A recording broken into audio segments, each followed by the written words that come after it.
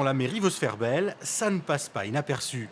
Derrière ces curieux voilages, un masque de beauté préparé tous les jours à plusieurs mètres de hauteur. Au bout de 4-5 minutes, on repasse une autre couche pour faire cette petite épaisseur qui, à la longue, va décoller cette grosse couche noire. De l'argile tout simplement pour nettoyer la pierre.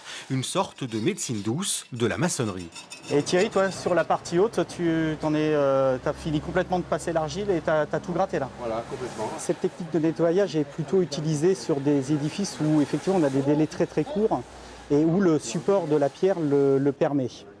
C'est-à-dire que sur ces pierres de calcaire assez tendres, l'argile n'est pas du tout agressif, n'enlève pas le calcin et on vient vraiment enlever toute la saleté indurée dans la pierre. Et le résultat est bluffant. Après avoir été gratté et nettoyé, les traces noires de pollution disparaissent.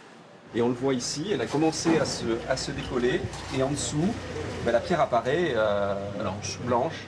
Une blancheur pour le plaisir des yeux, mais pas seulement.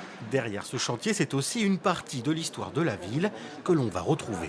À l'origine, on avait un hôtel de ville qui était très blanc, la pierre d'Angoulême qui est très très blanche, avec des menuiseries rouges, des grilles vertes, un contraste de couleurs qui était très très au goût du jour au 19e.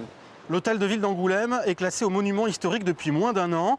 Fin du chantier au mois de mars et ce sera l'occasion de redécouvrir des ornements comme celui-ci.